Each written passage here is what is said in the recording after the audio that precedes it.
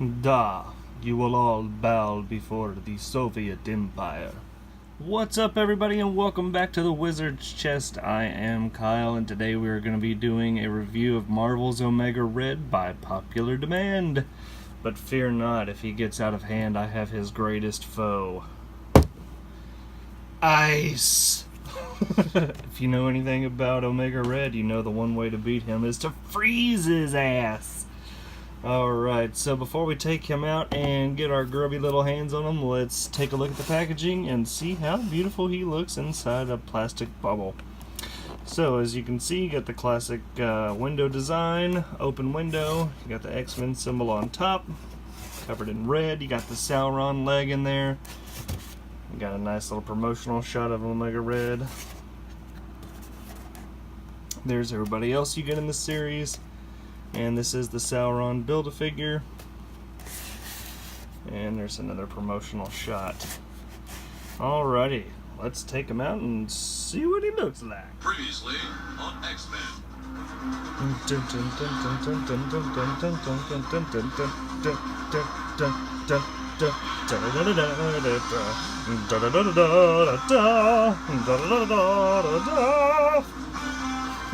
Alright.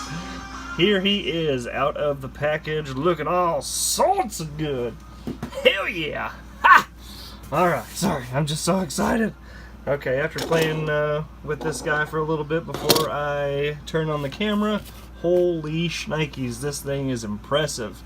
So he does have the classic Omega Red design.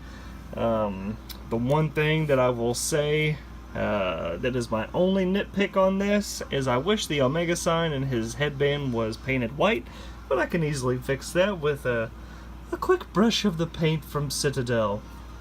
But anyways, okay, so there's a lot of stuff to talk about.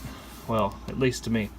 So he has a very nice clean paint deco all the way around. He does have a two-tone, as you can tell from the red and white.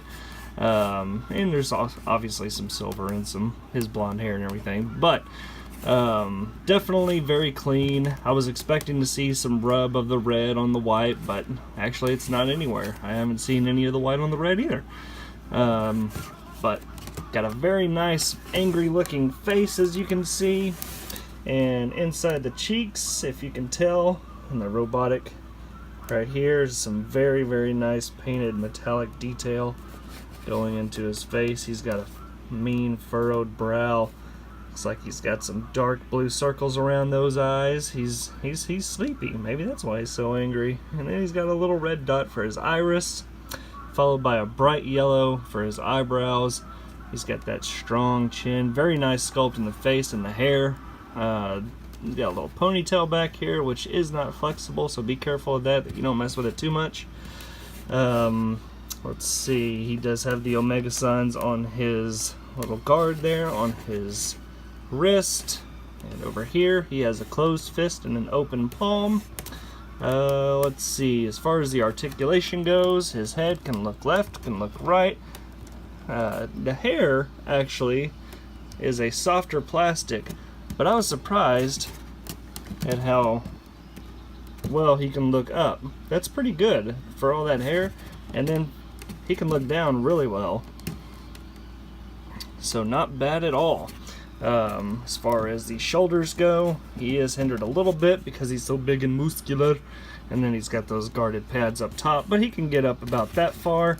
He can rotate, if I can rotate him, and he does have a butterfly joint in the shoulders here, so he can squeeze his pecs together like they ain't no thing. And he does have the double jointed elbow, so he can get up just about past 90 degrees on that. And he does have the swivel at the bicep.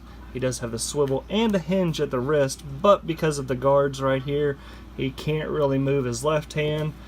I learned that the closed fist, you have to tuck this silver part underneath the red so you can kind of bend it back. As you can tell, it popped out a little bit like that. And then it can go out just a little bit, but still not too bad. And then of course you got the swivel. The ab crunch, very, very nice. He can get down that far. And these shoulder pad pieces right here do come off if you would like them to. They have a little peg that you can fit into his shoulder. If I'm showing that right. There you go. And that plugs in there. Maybe if I can plug it in. There we go. And then it snaps in at the back. So pretty cool that they gave you that option. They didn't have to do that. And then speaking of the back, there he is. You can see he's got the big ass calves and thighs. Just a big bulky figure. As far as size, let's go ahead and whip out my measuring tape. And with the ponytail back there, he's just about 7.5 inches tall. So he's a big boy. He's been eating his beef, his Wheaties. Let's see. He does have. He can go out about that far for the splits. He does have the swivel at the thigh. He does have the double jointed knees, so he can go past 90 bone back there. He can go back, but he can go forward pretty good. Of course, you got the ankle rocker pivot right here. Finally said it right. And then you got the hinge, of course. So he can get into some pretty wide stances, still keep his balance.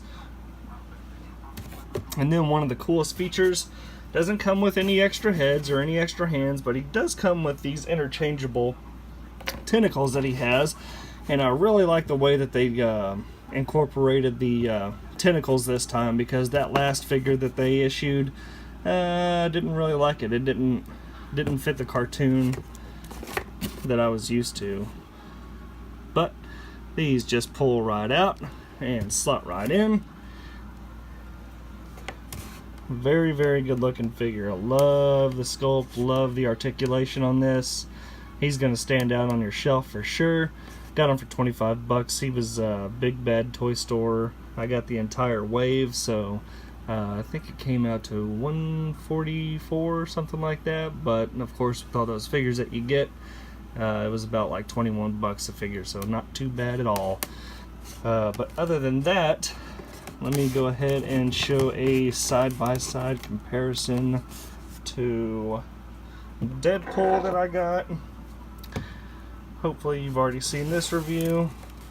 So as you can see, he is quite a bit bigger.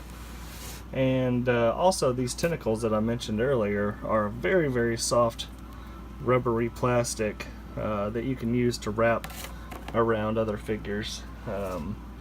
One thing that I think would be cool that I might do a little video on is just doing the painting of the Omega sign on his headband. And if you remember from the cartoon, I think the first appearance that he makes in the X-Men animated series from 1992 is whenever Wolverine is healing, he's got the bandages around him, and Omega Red is actually pouncing on or trying to kill Rogue.